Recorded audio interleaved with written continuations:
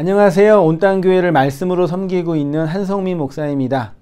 온땅교회 유튜브 채널을 시청해 주셔서 감사합니다. 설교를 들으신 후에 좋아요와 구독을 꼭 눌러주시면 감사드리겠습니다. 온땅교회 말씀 사역에 큰 도움이 됩니다. 오늘도 말씀 안에서 평안하시고 즐거운 하루 되시길 바랍니다. 감사합니다. 구독과 좋아요를 꾹꾹 눌러주세요. 감사합니다. 이사야 38번째 시간으로요. 두려워하지 말라, 놀라지 말라, 내가 너를 도와주리라 라는 제목으로요.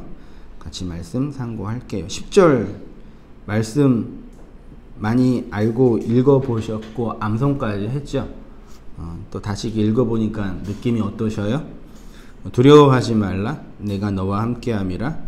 놀라지 말라, 나는 내 하나님이 됨이라. 내가 너를 굳세게 하리라. 참으로 너를 도와주리라. 나의 의로운 오른손으로 너를 붙들리라. 13절에도 이는 나 여호와 너희 하나님이 내 오른손을 붙들고 내게 이르기를 두려워하지 말라. 내가 너를 뭐 한다 그래요? 도우리라. 그래서 이번 주에 찬송가 들으면서 자주 들었던 복음성가가 뭐였을까요? 나의 등 뒤에서 나를 도우시는 하나님.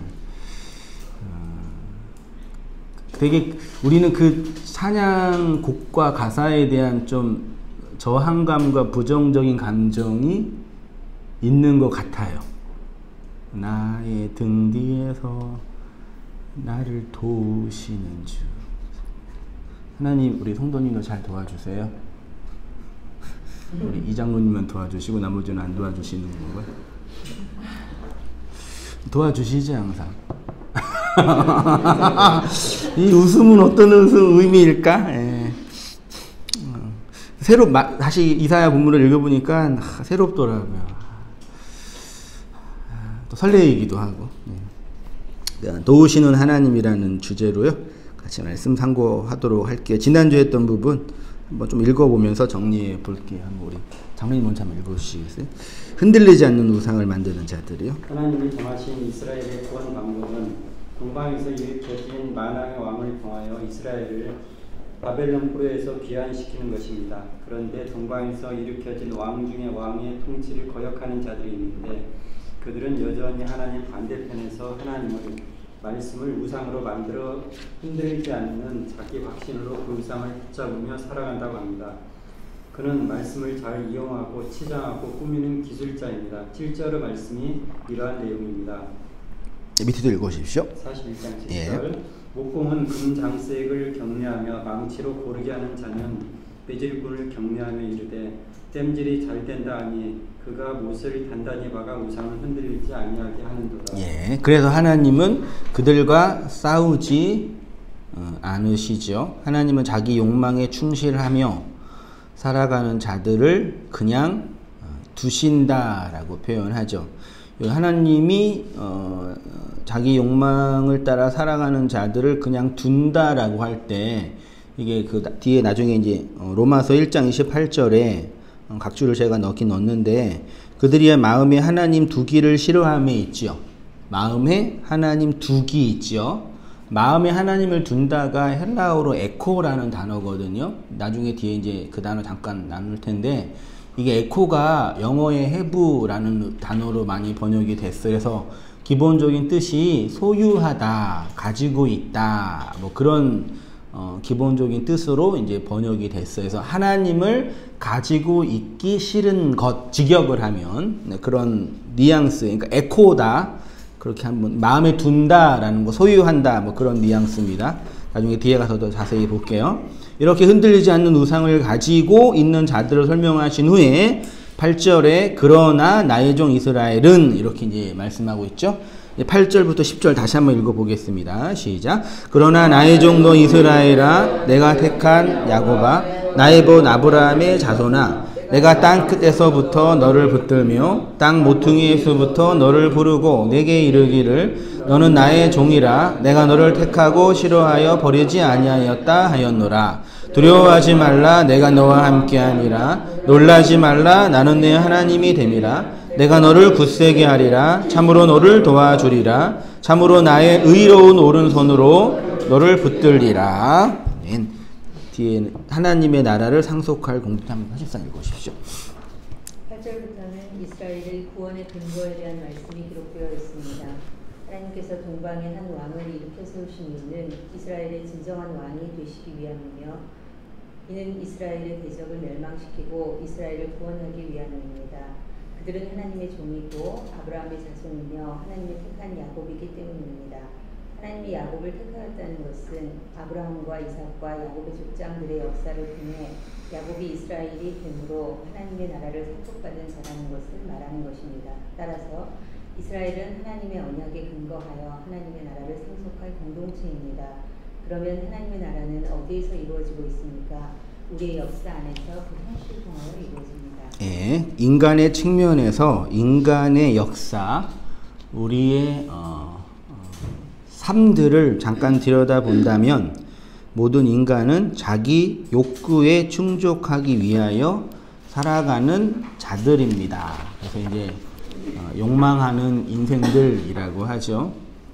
메슬로가 말하는 인간의 5대 욕구처럼 생리적 욕구, 안전의 욕구, 애정과 소속의 욕구, 존경의 욕구, 자아실현의 욕구를 추구하며 살아갑니다.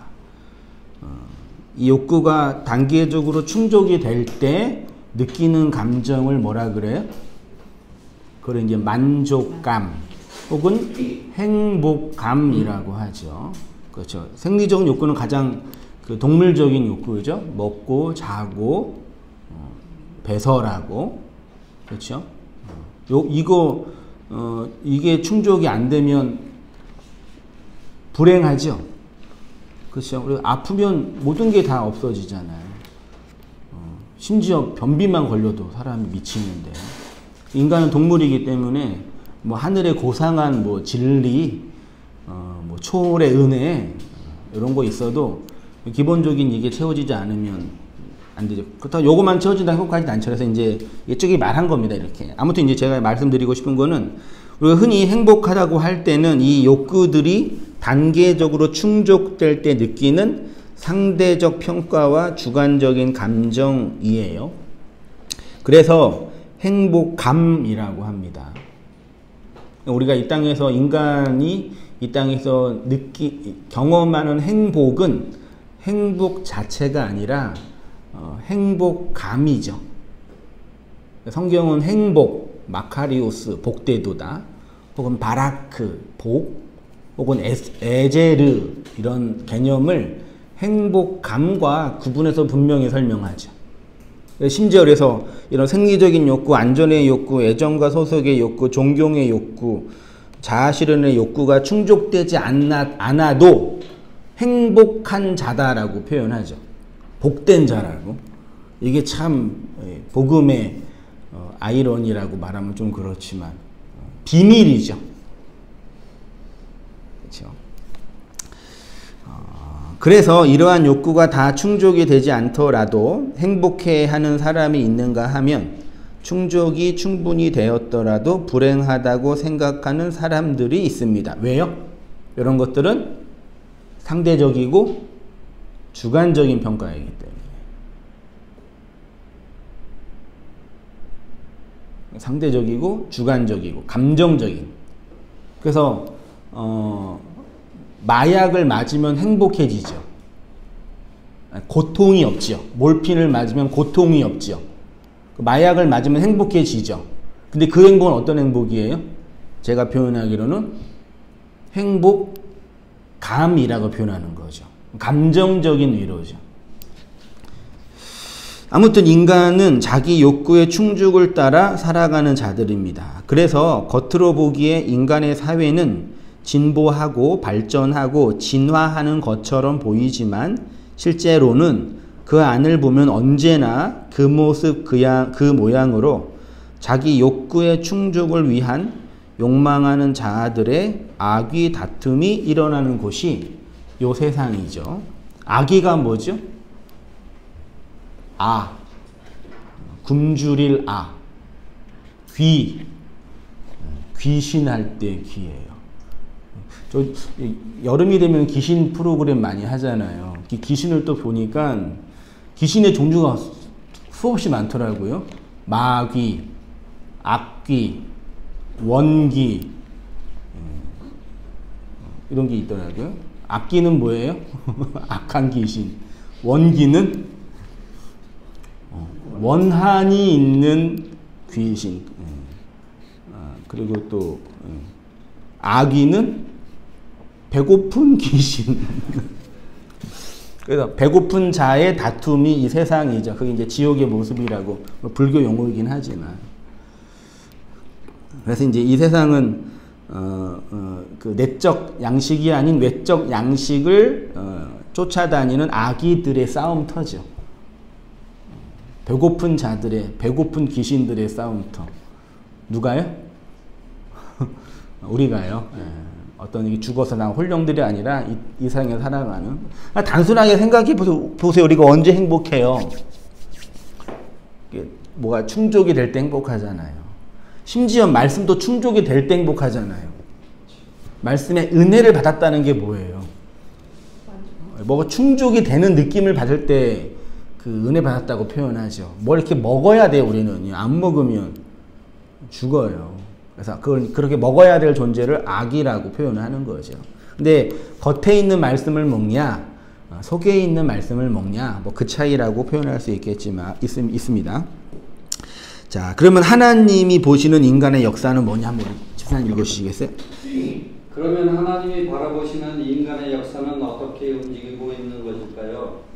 하나님은 인간이 자기 욕구를 따라 욕망하며 살아가도록 그대로 두십니다. 그렇게 인간사를 멀리서 바라보시는 하나님을 흔히 초월하시는 하나님이라고 합니다. 하나님이 초월하신다는 것은 이 역사로부터 인간사로부터 떨어져 존재하신다는 것입니다. 초월의 하나님은 우리의 행복과 개별적인 삶에 관한 관심이 없는 것처럼 보입니다. 이 내재된 현실을 넘어서 초월해서 존재하시는 분이기 때문입니다. 네, 우리 하나님은 초월자이시죠. 그래서 이 땅에 인간의 행복에 관심이 있어요, 없어요? 있어요, 없어요? 하나님 내 행복에 관심이 있어요, 없어요? 나의 이 땅의 관심사에 관심이 있어요, 없어요? 있으세요? 없으세요? 없다 한 표. 잘 새겨 들으셔야 돼요. 그냥 단순하게 이해하시면 안 돼요. 그러면 이제 너무 이렇게 혼란스러워져요. 근데 가끔 이렇게 인생을 뭐 살다 보면 내 이 땅의 이 기본적인 욕구에 대해서 관심이 없으신 것처럼 느껴질 때가 너무 많아요. 저는 상실감으로 다가올 때가 있어요.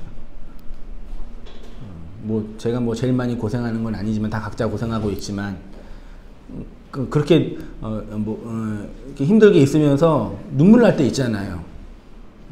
언제까지 내가 이런 이 현실, 이 나의 기본적인 욕구에 대한 이 고립감이라고 그럴까요? 이걸 언제까지 이루고 있어야 될까? 마치 하나님은 그래 너 해봐 한번 해봐 그래 어떡하겠니 네 인생인데 그냥 열심히 살아. 그런 하나님처럼 다가올 때가 있어요. 저는 많이 있어요. 우리 성도님들은 어떠세요? 그래서 가끔 이렇게 인터넷에 그 일반 교회, 뭐 여의도 순복음교회나 광림교회 같은 큰 교회 요즘 인터넷 유튜브에 이제 그 실시간 스트리밍 하잖아요. 설교를 잠깐 들어보면은 그런 나를 위로해주는 말을 해요.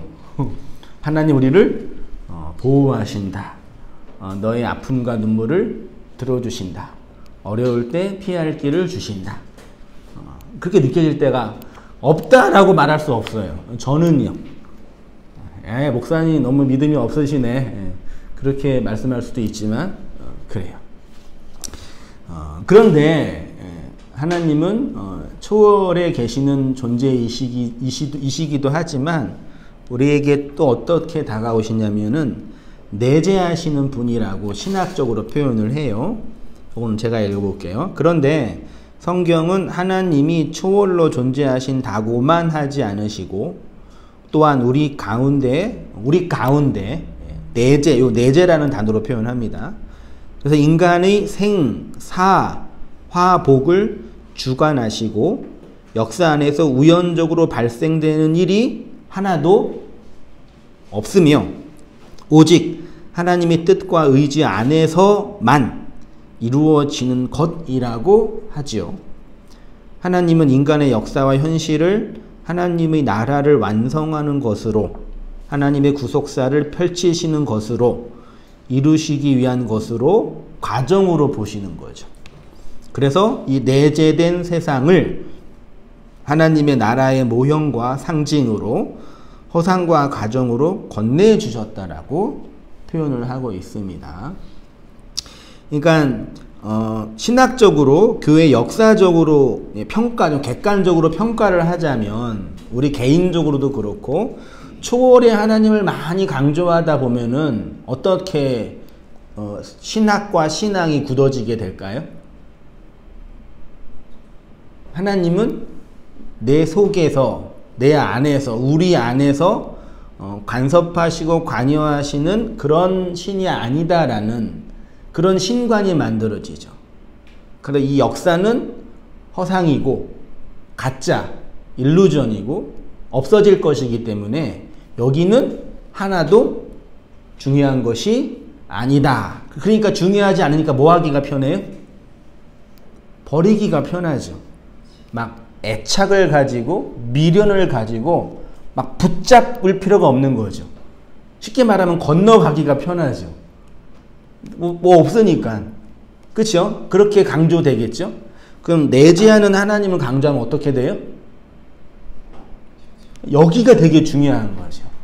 나의 감정이 중요하고 나의 관계가 중요하고 이 땅에서의 성공과 번영과 안녕이 중요한 거죠. 왜? 이 내재된 이 속에 하나님이 계시니까. 그렇죠? 근데 성경은 요 두 가지, 두 종류의 두 종류를 그렇죠. 이 두 모습이 하나님을 정확하게 말해요. 근데 역사 속에서 항상 그 극단이 항상 있었어요. 초월로 가고 싶은 사람이 있는가 하면 땅 속으로 들어가고 싶은 사람이 있어요. 하늘로 날아가고 싶은 사람이 있다면 땅 속으로 들어가고 싶은 사람이 있단 말이에요. 그래서 이 하늘로 날아가는 사람 극단과 땅으로 들어가는 사람의 극단이 나중에 어떻게 돼요? 뒤에서 만나요. 언제나. 양극단이. 그래서 교회사적으로 아주 극단으로 나갔던 초월적인 극단으로 나갔던 이제 한 분파를 소위 이제 교회사적 영지주의라고 표현하고 땅 속으로 들어가는 사람들을 뭐랄까 기복주의라고 표현을 한다면 극단적인 영지주의자와 극단적인 기복주의자는 항상 뒤에서 만나요. 왜냐하면 인간의 자아라는 자기 욕망을 충족하고 싶으라는 그게 내재되어 있기 때문에 말이 통하더라고요. 그 극우와 극좌는 말이 통해요. 정치적으로 보더라도. 신학적으로도 그래요. 아무튼 이건 우리 일반적인 이야기고, 근데 이 두 가지는 항상 있다. 근데 뭐가 옳다, 뭐가 그르다 그런 말씀을 드리는 게 아니에요. 그거는 우리의 여러 가지 스펙트럼과 삶의 형편과 그 위치에 따라 달라지겠죠. 그래서 항상 이거 여러분 기억하셔야 돼요. 그러니까 이게 보세요. 그러니까 우리 역사의 지평으로 본다면 좌우 가운데가 있고 좌가 있고 우가 있잖아요. 여기를 이제 초월이라 그러고 여기를 현실이라 그럴게요. 그럼 말하자면 여기에 있던 사람이 여기에 있는 사람을 보면 어떤 사람으로 보여요? 초월주의자로 보이겠죠. 여기 있는 사람이 여기 보면은, 그렇죠? 근데 여기 있는 사람이 여기 보면은 아주 세속적인 사람으로 보이겠죠. 이 스펙트럼 항상 있어요. 네? 그러면 이게 진리다, 이게 진리다, 이게 진리다. 이게 진리니까 여기 있는 건 가짜야. 그렇게 판단하지 못한다고요. 이해되시죠? 요거는 그냥 이게 열어둘게요. 네? 요거는 우리의 스펙트럼, 성품과 성향, 경향에 따라 달라지니까. 그치만 항상 있어 왔다. 이게 교회 역사를, 지금 우리의 현실을 보더라도, 유튜브에 많이 설교하는 여러 가지 이제 묵시체계 안에 있는 목사님을 보더라도, 가끔 이제 저는 그런 이렇게 재미있게 평가를 하죠. 아, 저분은 좀 많이 나가신다. 많이 나가면 뭐가 좋아요? 예? 상상력이 뛰어나가 많이 나가면 뭐가 좋아요? 많이 배울 수 있잖아요. 내가 못 본 데를 보니까 막 날아다니니까 이렇게 하늘에서 막 또 근데 너무 이렇게 안쪽에 있으면 되게 안정감이 있겠죠, 심리적으로요. 다시 이제 제 개인적인 그냥 소견을 얘기했고요. 8절에 나의 종 이스라엘에 있죠. 요거 한번 이건 한번 읽어주시겠어요? 8절부터의 내용이 이렇게 이스라엘에 대한 하나님의 관심과 배려와 기도와 계획이 담겨져 있는 말씀입니다. 하나님이 이스라엘을 향하여 말씀하신 내용을 보십시오. 그들을 향한 기대와 의지가 담겨져 있습니다. 나의 종 이스라엘아, 내가 택한 나도가 나의 것 아브라함의 자손아라고 하시면서 하나님과 관계하는 그들의 존재와 신분이 어떠한지를 말씀하십니다. 그리고 그들을 향한 하나님의 관심과 사역에 대해서 말씀하십니다. 너를 붙들며 너를 부르고 택하고 버리지 않는다고 합니다. 그러니까 두려워 말라, 놀라지 말라. 나는 너 하나님의 종이라. 더 굳세게 하리라. 너를 도우리라. 나의 오른손으로 붙들어 주리라. 너의 오른손을 붙들고 내가 너를 도우리라 라고 말씀하십니다. 예, 80년대 유행했던 나의 등 뒤에서라는 그 찬양 가사가 이사야 41장 10절, 13절 말씀을 근거해서 만든 가사예요. 이 말씀을 그냥 겉으로 보면은 그치요? 붙들어 주시고 지켜주시고 도와주시는 하나님이죠. 붙들어 주심, 붙들다가 하자크라는 단어인데요. 강하게 하다, 견고하게 하다래요. 하나님이 이스라엘을 강하고 견고하게 하신다고 하는데 하나님이 성도를 무엇으로 견고하게 하냐면 은혜로 견고하게 하지요. 하나님의 은혜 베푸심에 대한 약속과 의지가 담겨진 하나님의 행위가 내가 너를 붙들어 준다. 뭘로요? 은혜로. 그래서 다른 말로 표현하면 은혜 주심이라는 약속인 거죠. 내가 너에게 뭘 준다고요? 은혜를 베풀어 줄 거다. 요건 언약이다. 그래서 우리가 뭘 구하면 항상 뭘 받아요? 성령을 구하면 성령을 받죠. 은혜를 구하면 은혜를 받아요. 일단 단어적으로. 네, 그 은혜의 내용이 뭐냐가 이제 중요한 거겠죠. 그래서 이제 바울 같은 경우는 그리스도 예수 안에서 너희에게 주신 하나님의 은혜로 말미암아 내가 너희를 위하여 항상 하나님께 감사하노니 우리가 세상의 영을 받지 아니하고 오직 하나님으로부터 온 영은 말이라 그랬죠. 말씀 받았으니 이는 우리로 하여금 하나님께서 우리에게 뭐예요? 은혜로 주신 것들을, 은혜로 붙들어 주신 것들을 알게 하려 하심이라. 그러니까 중요한 관건은 우리를 붙들어 주시고 은혜를 주시는데 그걸 우리가 뭐 한다는 얘기예요? 모른다라는 얘기죠. 계속 말씀하시고 계속 상징으로 보여주는데 이미 주어졌는데 그게 뭔지 뭐 한다는 얘기예요? 모른다 얘기예요. 그래서 알아야 된다고 많이 강조하는 거죠. 이미 건네주셨어요. 주시고 계셔요. 수많은 은혜의 내용들을 영으로. 근데 몰라요. 그래서 알아야 된다고 표현하는 거예요. 그래서 신학생이 계속 뭐 하래요? 알라, 배우라.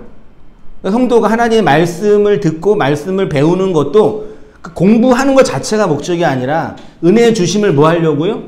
아는 거. 그래서 그걸 잘 배우고 알면서 나한테 이렇게 붙들어 주시는 하나님의 은혜 대심이 있구나를 알아가는 거죠. 부르다가 카라라는 단어래요. 카라. 교회로 부르시고 부르심을 받은 자들이라고 할 때 그 부름이 카라예요. 그 다음에 버리지 아니하고 할 때 버리다가 마스인데 거절하다, 거부하다. 그러니까 내가 너희를 불러서 거절하지 않겠다. 그런 의미이죠. 너희는 두려워 말고 놀라지 말라 하시는 것입니다. 마지막으로 이렇게 뭐 하지 말래요? 두려워하지 말라, 무서워하지 말라. 왜요? 내가 너와 함께한다. 됐죠? 사람들을 통치하는 가장 탁월한 방법은 두려움과 공포입니다. 이거는 인류 역사상 모든 정치가들이 마키아벨리인가? 군주론이라는 책을 쓴 사람도 백성들한테 뭘 줘야 된다고요? 공포와 두려움으로. 항상 친구처럼 좋게 있으면은 네 말 안 들어 먹을 거야. 그러니까 통치자로 백성들한테 두려움과 공포를 줘야지 그 백성들을 조종할 수 있다라고 하죠. 사람들은 두려움과 공포에 의해서 통제됩니다. 사람들은 자기 것을 빼앗길 때, 무엇인가 잃어버릴 때 가장 큰 공포와 두려움을 느낍니다. 통치자들이 종교를 이용한 이유도 여기에 있습니다. 특히 고대 시대의 신들은 두려움과 공포의 대상이었죠. 기우제 왜 해요? 임당수의 심청이가 왜 빠졌어요? 제사는 왜 드려요? 두려움과 공포를 극복하기 위한 종교적 방식이었죠. 오늘날은 예배는 왜 드려요? 기독교에서. 헌금은 왜 해요? 교회 봉사는 왜 한대요? 성경 공부는 왜 할까요? 하나님의 은혜를 알고 싶어서요. 뻥이죠? 물론 겉으로는 그렇게 얘기해야죠. 시면의 기저에 들어가다 보면 적극적으로는 나의 의의를 얻기 위함이고 소극적으로는 내 것을 지키기 빼앗기지 않으려고 하는 거죠. 그 기도의 심리를 들여다보면은 이거예요. 내가 이거 해줄 테니까 여기까지는 건들지 말아주세요. 나의 영역이니까. 그래서 진짜 하나님을 만나려면 그 두려움과 공포를 뛰어넘어야 되겠죠. 어떻게 뛰어넘어요? 자기 거 뺏겨야지 뛰어넘지요. 이 땅에 욕심이 없어져야 뛰어넘지요. 예? 그래서 하나님이 제가 제 편으로 나의 등 뒤에서 칼을 꽂는다고 그냥 시적으로 표현하는 거예요. 나의 공포와 두려움을 없애주는 게 아니라 그것을 있게 한 그 내면의 그 욕망이라 그럴까요? 그것들을 드러나게 하는 거예요. 그래서 나를 진짜를 보게 하는 거죠. 이스라엘에게 있어서 바벨론의 침공과 포로됨은 하나님의 심판과 결과라는 공포와 두려움이 이미 그들의 신학에 내재되어 있습니다. 그러나 선지자들에게 있어서 바벨론 포로는 그들의 죄와 악을 통하여 하나님의 나라를 설명하기 위한 필연이었죠. 선악과 사건처럼요. 바벨론 포로는 하나님이 이스라엘에게 두려움과 공포를 주기 위한 저주의 사건이 아니라 그들과 함께 그들의 진정한 돕는 자가 되기 위한 과정으로 주신 거죠. 그래서 나는 너희의 하나님이 되기 때문에 너희를 굳세게 하고 너희를 도와주고 붙들어준다라고 하는 거죠. 그래서 하나님이 이 공포와 두려움을 통해 하나님의 의도를 안 사람은 더 이상 이 세상에서의 공포와 두려움으로서의 저주의 사건이 있는 거예요? 없는 거예요? 없는 거죠. 그게 대표적으로 설명된 성경이 욥기잖아요.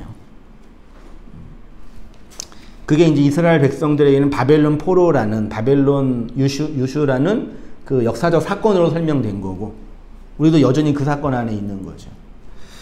자, 그러면 하나님이 우리를 도와주신다는 의미는 뭘까요? 요거 한번 쳐보셨으니까 넘어가시고 우리 조집사님 읽으시겠어요? 하나님 도우시는 하나님이 이스라엘의 바벨론 포로됨을 회복시켜주고 그들의 국가를 강하게 회복시켜주신다는 것일까요?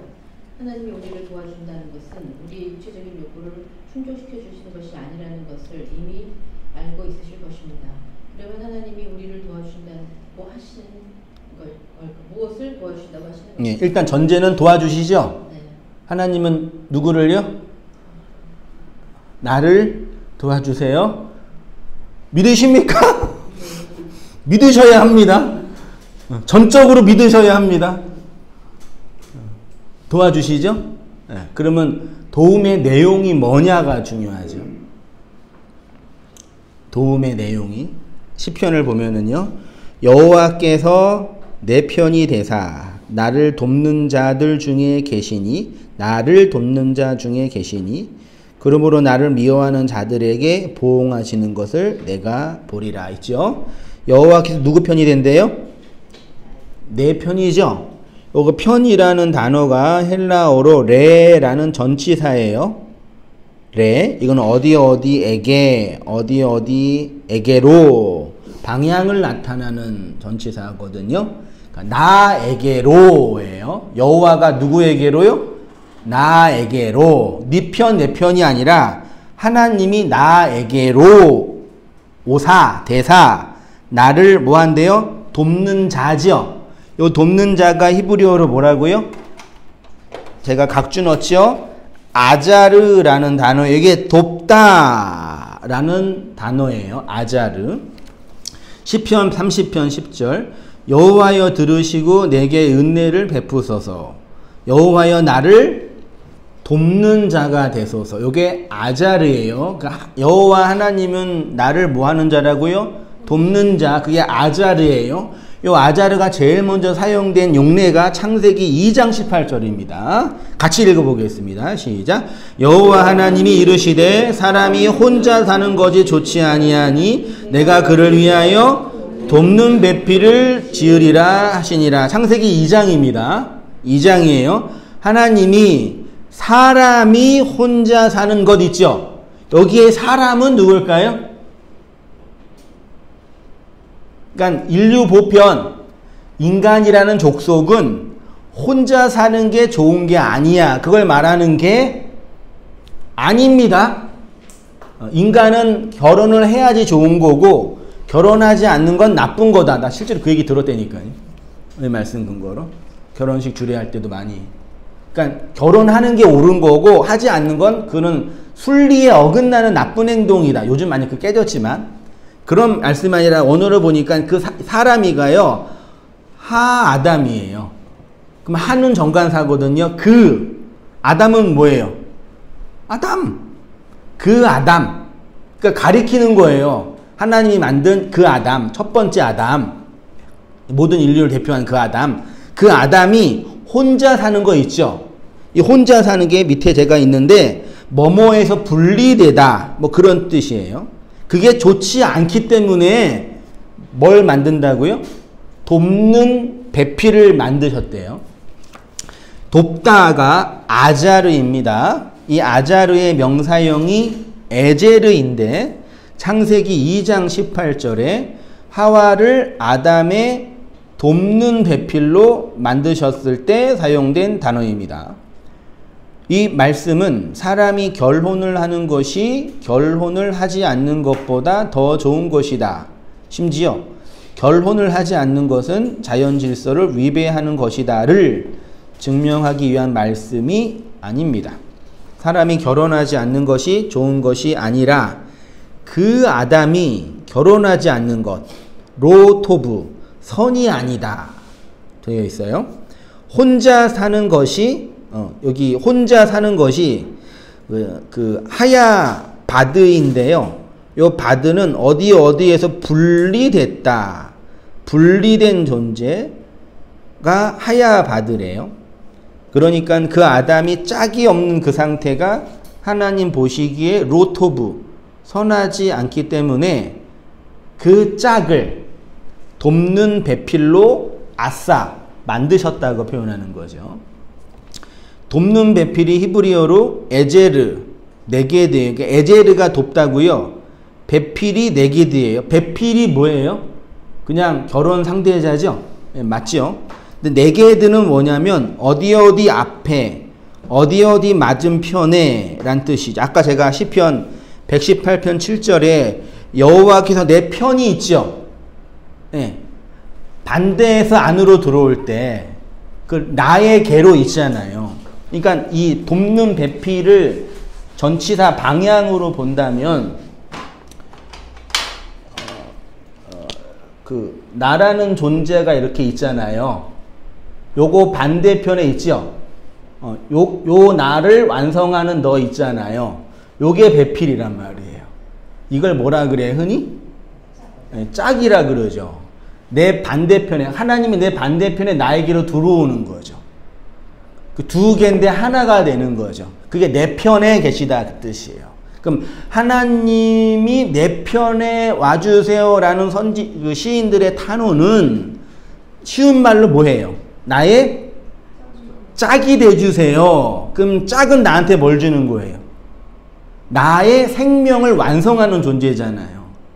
그게 짝이 없는 홀로 있는 상태가 아까 뭐라면 떨어져 있는 거, 혼자 있는 거. 분리된 거예요. 그래서 신화를 보면 신이 인간을 하나로 만들었다면서요. 어느 신화를 보면. 근데 인간이 힘이 세니까 신이 어떻게 했대요? 인간을 반으로 쪼갰대요. 남자와 여자로 신화에서. 창세기 설화랑 비슷하지 않아요? 그러니까 인간이 진짜 인간 되려면 짝을 만나 생명으로 하나 되는 거죠. 그렇죠? 그런 내면적 배경을 기초로 한 말씀인 거예요. 자, 그러니까 돕는 배필은 그 아담 맞은편에 그 짝으로 있는 자란 의미로 아담의 필요를 채워주고 도와주는 자가 아니라 아담 맞은편에서 아담과 같은 존재로 아담을 진짜 존재로 만들어주는 그 자를 짝 돕는 배필이라고 표현하는 거죠. 쉽게 말해 그 짝이 되어 진정한 나로 완성해주는 그런 존재가 돕는 자예요. 그러니까 하나님이 나를 돕는다라고 할 때의 그 기전은 이 짝의 개념이 이미 내포되어 있는 거죠. 네게드, 아자르라는 개념이에요. 그러면 이거를 쉽게 신약적으로 설명하면 뭐예요? 그리스도의 짝으로서 그의 교회를 세우시고 교회의 짝으로서 그리스도를 세우시는 그 이야기인 거죠. 제가 뒤에 넣습니다. 이는 그리스도의 짝으로 그의 교회를 세우시는 것을 모형하는 것으로 그리스도의 짝으로서 교회, 교회의 짝으로서의 그리스도를 설명하는 것입니다. 우리는 하나님이 우리를 돕는다라는 것은 이러한 언약적 의미이지 우리의 현실의 필요와 욕구를 채워주시는 분이 아니라는 것입니다. 쉽게 말하면 진리의 짝이 없이 분리되어 홀로 있는 것이 뭐라고요? 악이기 때문에 그게 오늘날로 말하면 뭐예요? 일반 그 귀신이라고 표현하는 거죠. 내가 너의 짝이 되어 너를 완성할 거야. 그게 나의 선이야. 라고 말씀하시는 거죠. 그래서 하나님이 우리의 진리의 짝으로 오실 때 가장 먼저 행하시는 것이 뭐예요? 내 밖에 나의 가짜 짝으로 있는 욕망의 투영으로서의 상을 무너뜨리고 들어오시는 거죠. 이렇게 내 밖에서 안으로 들어오시는 하나님과 짝이 된 자를 성경은 어떻게 표현하냐면 하나님이 있는 자. 아까 로마서 1장 28절에 우상 숭배와 동성연애로 하나님이 버린 자들의 상태를 그들의 내적 상태를 뭐라고 표현하냐면 하나님 두기를 뭐하매? 싫어하매. 그러니까 하나님을 둔다. 이게 에코라는 단어거든요. 볼게요. 그래서 우상 숭배자들은 하나님 없는 자라고 하는데 이렇게 하나님을 진리의 짝으로 돕는 자로 두지 않는 것을 성경은 우상 숭배자라고도 하고 또는 동성연애라고도 하죠. 남자의 짝은 누구여야 돼요? 여자여야 되죠.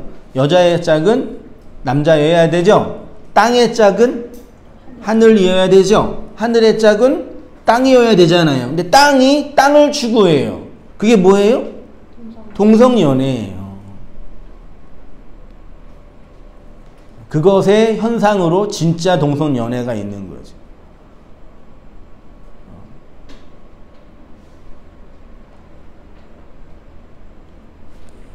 창세기 1장 20절부터요 28절 좀 길지만 같이 한번 읽어보겠습니다. 시작.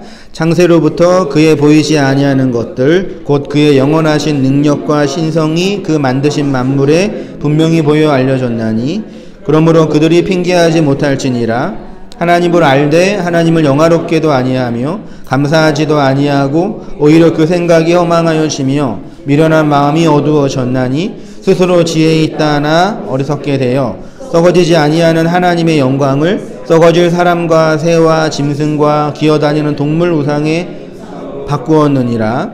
그러므로 하나님께서 그들의 마음을 정욕대로 더러움에 내버려 두사 그들의 몸을 서로 욕되게 하셨으니 이는 그들이 하나님의 진리를 거짓으로 바꾸어 피조물을 조물주보다 더 경배하고 섬김이라.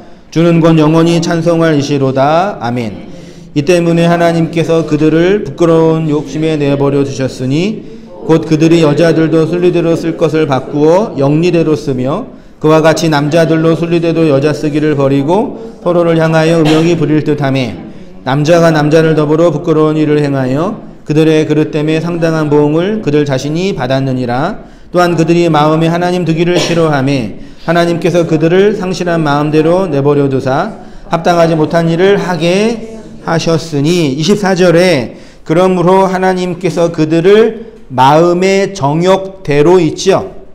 정욕대로. 요 대로가 전치사 n이거든요. 마음의 에피뚜미아, 욕망 안에서 더러움에 내어버려 두사 건네주어서 그 욕망, 그 욕구를 따라 살아가게 하는 거죠.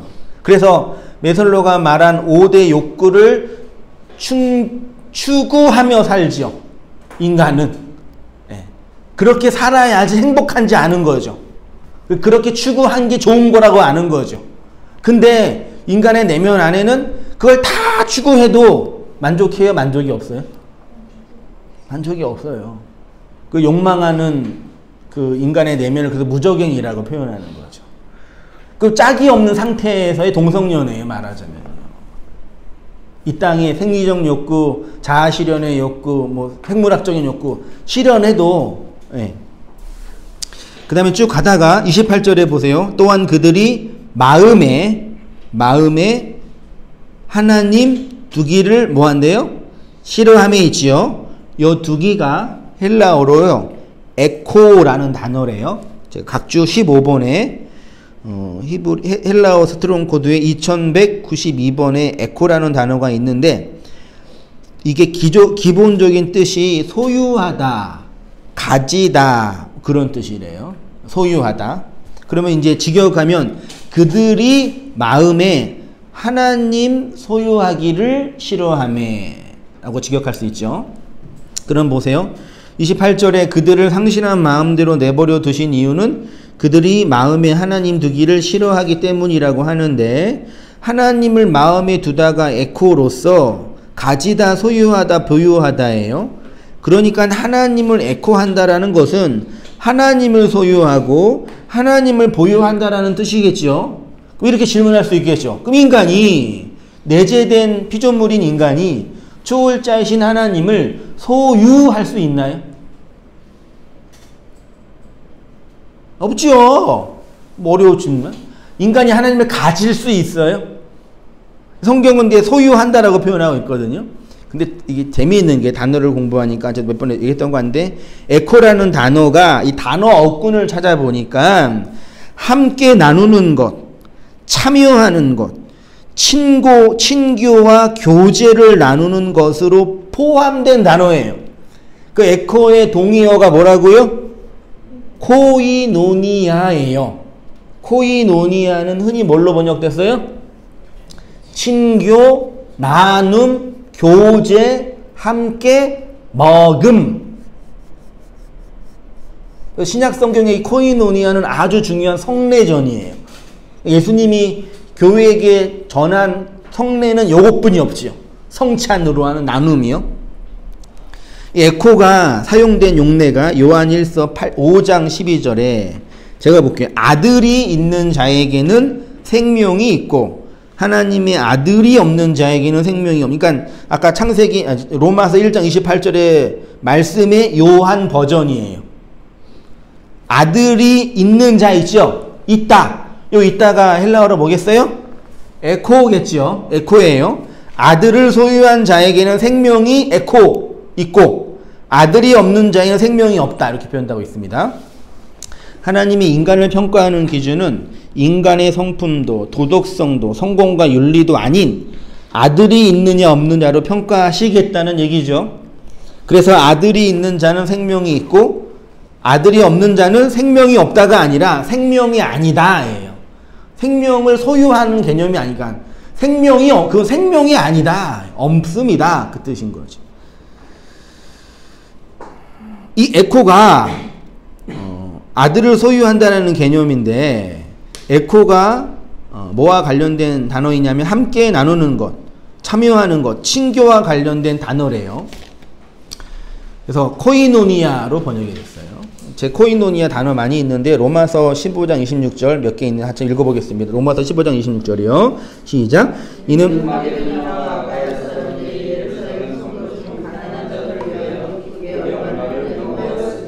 예, 마게도니아 사람이 부자예요? 예루살렘 성도가 부자예요? 예루살렘이 부자이나요? 예루살렘이 더 중심에 가까우니까 부자였고 마게도니아와 아가야는 좀 가난했어요. 극심한 가난이라고 바울이 표현했던 것 같아요. 이거는 마게도니아와 아가야에 있는 성도들이 예루살렘의 가난한 성도들을 위하여 연보 있죠. 연보가 뭐죠? 제가 한번 말씀드렸던 것 같는데 버릴 연에 도울 보죠. 내 것을 버려 다른 사람들을 돕다. 이게 사실 헌금의 가장 중요한 원리예요. 내 것을 축적해서 하늘에 쌓아두는 게 아니라 내 거를 축적해서 하늘에 쌓아둔 게 아니라 내 것을 뭐해서 허비해서 다른 사람을 돕는 게 연보예요. 단지 화폐만 포함되는 게 아니에요. 그러니까 우리 교회가 가장 회복해야 할 것 중에 하나가 연보 개념이라고 저는 생각이 들어요. 자꾸 헌금을 이전에 이제 자꾸 하늘에 쌓아가지고 뭐 이렇게 힘들 때 받을 원금과 이자로만 생각해서 쌓아두는 거로만 했는데 그냥 내 걸 뭐 하는 거라고요? 이게 버리는 거예요. 그러니까 아깝지요, 사실은. 버리는 거예요. 근데 그 나의 버림이 누구한테 뭐예요? 도움이 되는 거예요. 단지 화폐만 아니라 말씀, 관계, 양식도 마찬가지예요. 저는 뼈저리게 느낀다니까요. 말씀을 혼자 공부하는 게 좋아요? 같이 공부하는 게 좋아요? 여러분 설교 문 안 쓰고 글 안 쓰죠? 혼자 머릿속에 있는 게 편해요? 글 쓰는 게 편해요? 글 쓰는 거는 혼자 알고 있는 게 편해요? 그걸 말로 표현하는 게 편해요? 혼자 알고 있는 게 제일 편해요. 근데 그걸 밖으로 표현하거나 나누지 않으면 그쵸, 잊어버려요. 그러니까 말씀도 연보하는 거예요, 사실은요. 하나님이 내 것으로 준 거를, 잠깐 준 거를 이렇게 나누는 거예요, 사실은요. 그래서 혼자 연구하고 공부하는 것도 힘든 노동이고 노가다이고 연구이지만 그것과 비교할 수 없는 더 풍성함이 언제 나타나요? 함께 식사를 먹을 때. 저는 확신해요. 경험했어요. 제가 성경도 말하고 제가 경험하고 늘 경험하는 거죠. 그러니까 교회 공동체는 연보의 공동체예요. 양식을 나누고 밥을 나누는 것처럼 이 땅은 이제 자본주의 사회고 자금과 재정이 중요하니까 돈을 나누는 거. 그래서 교회를 세우고 공동체를 이끄는 거. 중요한 가치예요, 사실은. 근데 그러려면 이제 말씀이라는 가장 중요한 가치가 내면에 있어야 되겠죠. 이 연보가 코이노니아예요. 왜 이걸 연보로 번역했는지 모르겠는데 코이노니아라니까요. 그러니까 한국 초대교회 성도들 안에, 번역자나 신학자들 안에 이런 복음적, 묵시적 패러다임이 있었을 것 같아요, 제 느낌으로는. 이런 번역물을 보면.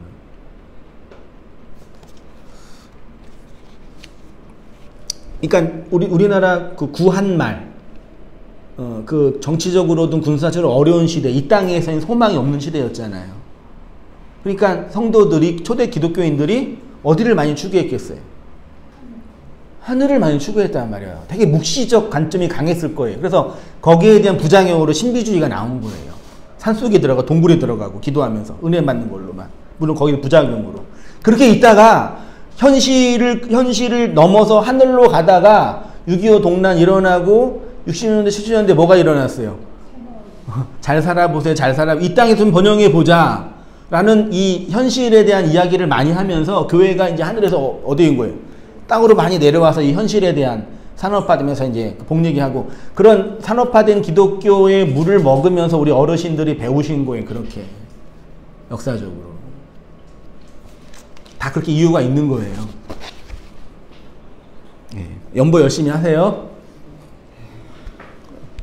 왜 아무도 남면 안 하세요? 예? 연보하세요. 예. 하늘에 쌓아두지 마시고 받은 거 잘 나누어주세요. 고전 1장 9절 너희를 불러 그의 아들 예수 그리스도 우리 주와 더불어 교제하게 하시는 하나님은 미쁘시다. 더불어 교제가 코이노니아래요. 우리가 축복하는 바 축복의 자는 그리스도의 피에 참여함. 이게 코이노니아입니다. 우리가 떼는 떡은 그리스도의 몸에 참여함. 이것도 코이노니아입니다. 에코가 코이노니아라고요. 그러니까 아들이 있다라는 얘기는 뭐예요? 아들과 뭐 한다? 코이노니아 한다. 아들로 코이노니아 한다. 아들은 말씀이고 양식이니까. 우리는 이 땅에 아귀들이니까요. 배고픈 귀신이니까요. 근데 그 양식 먹고 며칠을 살아요? 귀신들이? 49일을 살죠. 49일을 다 먹고 살아서 배고픔을 충분히 만족해야 그 원한을 풀어야지 50이 돼서 그 뭐죠? 그 황천길 그 다리를 건너서 가는 거죠. 이 땅을 정리하고 그게 이제 성도가 이 땅에서 경험하는 안식의 모형인 거죠. 그 안식년과 희년도 그런 얘기겠죠. 그래서 원한은 어떻게 풀 수 있어요? 우리가 배고픈 원한이 가득하거든요. 그래서 먹어야 돼요. 근데 공갈빵 먹으면 어떻게 해요? 일을 가는 거죠. 내용을 먹어야지 양식으로 안식하는 거죠. 그게 뭔지 아시죠? 조금씩 알아가시죠? 저는 이게 이런 거구나. 맞다. 이렇게 되는 거지. 이런 양식을 주셨구나. 배워가더라고요. 알게 되더라고요. 진리의 교제와 나눔. 우상숭배자들이 하나님 두기를 싫어한다라는 것은 밖에 하나님을 내 욕망의 형상으로 만들어 놓고 열심히 섬기는 것으로 내 안에 하나님으로 교제와 나눔과 친교가 없는 그 상태입니다. 아들이 있다 없다는 것도 마찬가지입니다. 그래서 하나님의 나라를 상속받은 공동체에게는 두 가지의 약속이 주어지는데 하나님을 소유하는 자, 코이노니아, 양식으로 먹는 자가 되어 그 하나님의 진리의 양식을 먹고 나누는 교제의 영광을 누리는 거죠. 그래서 성경에 항상 구하라는 게 떡을 구하고 밥을 구하는 얘기 있죠. 예수님도 떡집으로 오셨고 떡으로 오셨잖아요. 밥 주겠다라는 뜻이죠. 근데 그 밥이 겉의 밥이 아니라 안의 밥이라고요. 우리의 겉의 욕망을 채우는 것이 아니라 안의 욕구. 심령이 가난하자, 푸토코스한 자가 복이 있는 거라 그랬잖아요. 그 진리와 양식을 구하는 거예요. 그것을 모형으로 준 게 귀신, 아귀, 원기, 원한이 가득한 귀신. 그 원한이 욕망이 채워지지 않는 상태거든요. 그 아귀는 배고픈 존재. 그 악귀는 배고프고 원한이 가득하니까 누구를 괴롭히는 거예요. 악귀가. 그 더러운 귀신이라고. 그래서 귀신이 자꾸 나타나면 뭐 해요, 사람들을? 괴롭히잖아요. 저도 어렸을 때는 귀신 영화나 전설의 고향 보면은 항상 지금도 기억이 나요. 아빠 등 뒤에서 이렇게 숨어서 봤던 게 기억나는데 지금은 이제 귀신을 보면은 TV에 나오는 귀신을 어떤 마음에 든지 아세요? 저 불쌍한 중생. 불쌍하다. 그냥 뭐 형상이 혐오스러워서 무섭긴 하지만 불쌍하다. 그치, 다 우리 귀신이지. 악기이고 원기이지. 그래서 누구 뭐 해요? 사람들을 뭐 하는 거예요? 괴롭히잖아요. 맨날 달달 볶으면서 밥 달라고 그러고. 근데 하나님이 안에 밥으로 주셨는데 자꾸 겉에 있는 밥을 먹으면서 배부른다라고 생각하는 것이요. 심리학자가 말한 그 5대 욕구 충족이 인간의 행복이라고 믿으면서.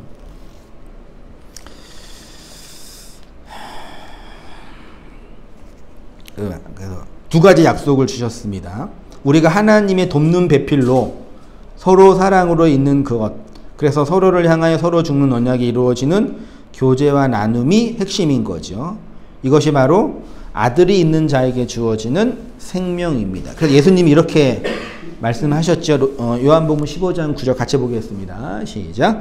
아버지께서 나를 사랑하신 것 같이 나도 너희를 사랑하였으니 나의 사랑 안에 거하라. 내가 아버지의 계명을 지켜 그의 사랑 안에 거하는 것 같이 너희도 내 계명을 지키며 내 사랑 안에 거하리라.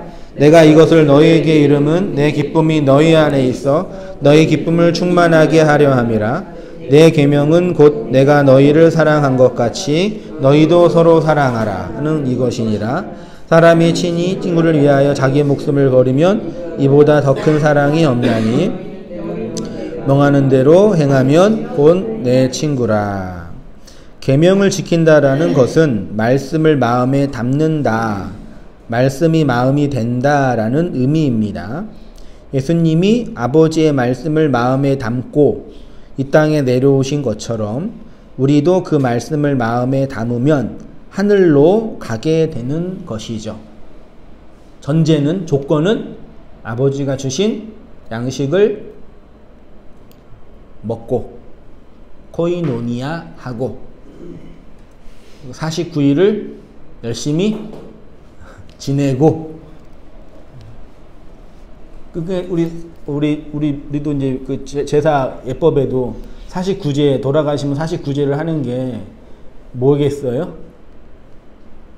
49일 동안 세상에서 돌아다녔으니까 이제 이 땅에서 우리를 괴롭히지 마시고 남은 자식들 힘들게 하지 마시고 원기로 계시지 마시고 이 밥 먹고 제사밥 먹고 50이 돼서 영원한 나라로 들어가세요. 얼마나 그 가슴 찡한 예법이에요. 네? 그 49제 드리면서도 진리를 알 수 있어요. 그래서요. 사람들이 귀신을 무서워하는 심리가 그거라니까요. 나를 건들지 마세요. 그 문 앞에 뭘 붙여요? 그래서 부적 붙이고 은근히 많아요. 근데 요즘에는 부적 대신에 뭘 붙인지 알아요? 교회 이름 붙이더라고요. 문 앞에. 그게 무슨 뜻일까요? 부적은 아니겠죠?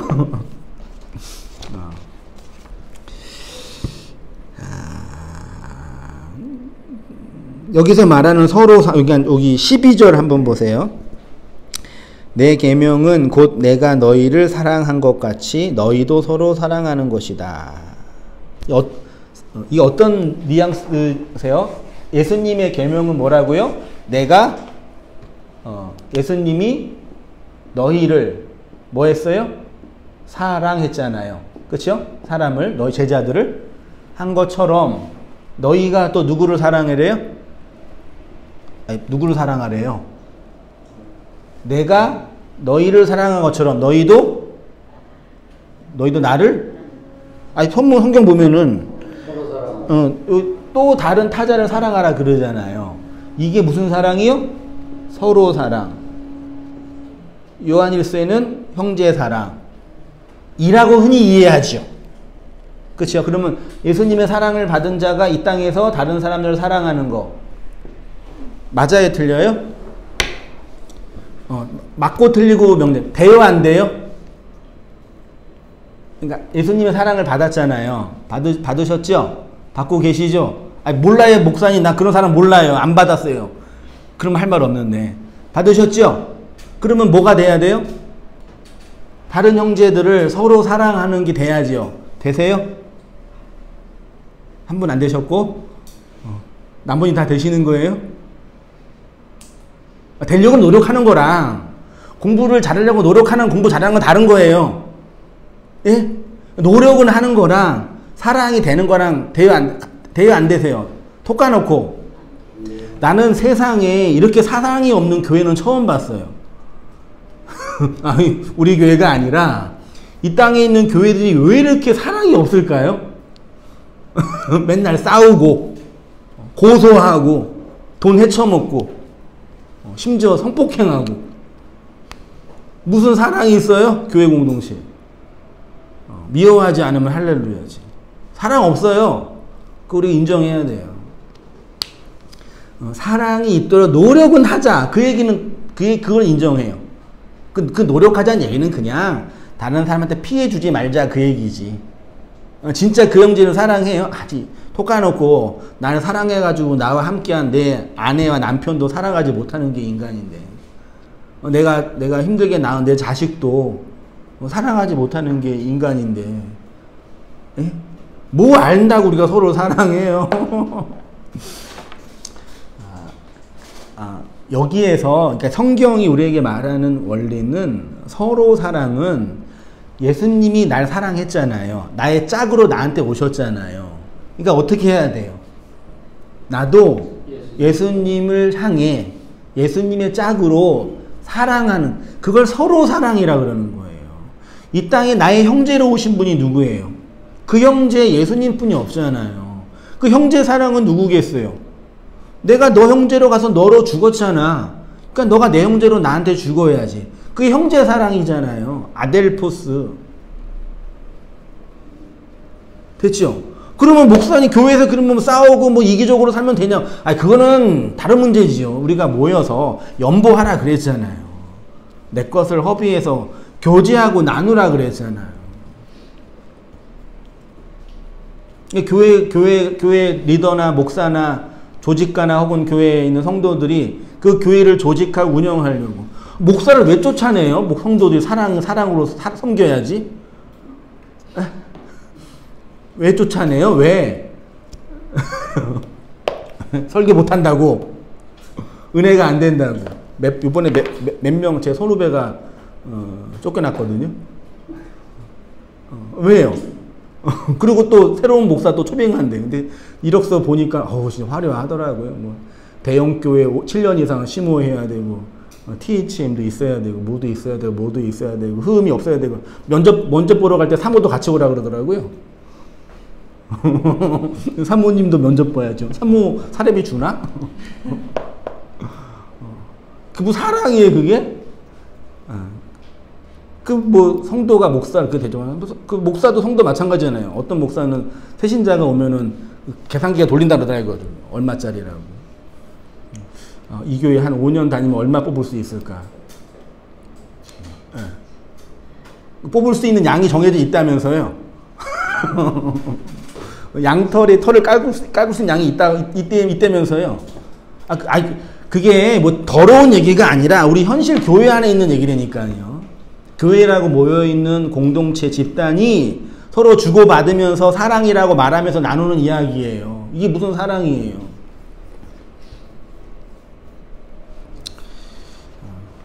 그러니까 예수님 말씀이 맞는 거예요. 내가 너의 짝으로 왔으니까 네가 나를 너의 짝으로 대접해서 코이노니아 해라. 연보해라. 그거지. 그래서 이제 12절에 너희도 라고 해석하기보다는 너희가 서로 사랑하라입니다. 우리가 서로 사랑해야 할 대상은 나의 짝으로 오신 예수 그리스도 그 말씀뿐이 없죠. 그러면 보세요. 우리 서로 그리스도 나의 짝으로 오신 그리스도와 사랑하고 서로 죽어서 이 땅에 죽은 생명으로 양식 있는 자로 있는데 이 땅에서의 진정한 타자와 이웃과 다른 사람을 향한 배려와 관심과 이해가 없을 수 있겠냐고요.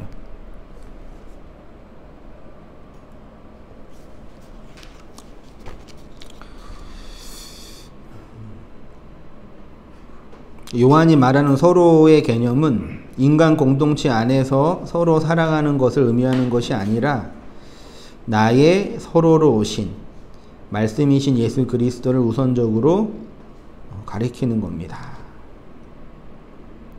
그래서 서로 사랑하면 서로 죽는 것입니다.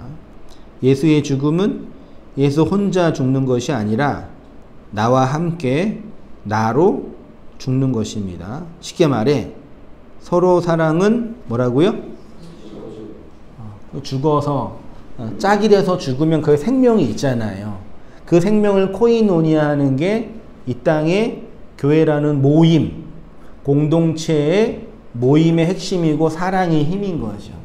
그러니까 쉽게 말하면 안 죽으니까 싸우는 거예요. 그 진리로 안 죽으니까, 안 죽여지니까.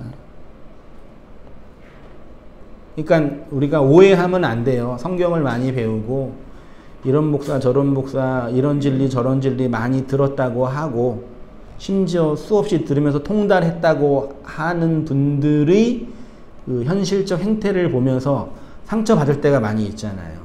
뭐 진리를 안다고 하는데 왜 모양은 저 모양이야? 그럴 수밖에 없는 거예요, 인간은요.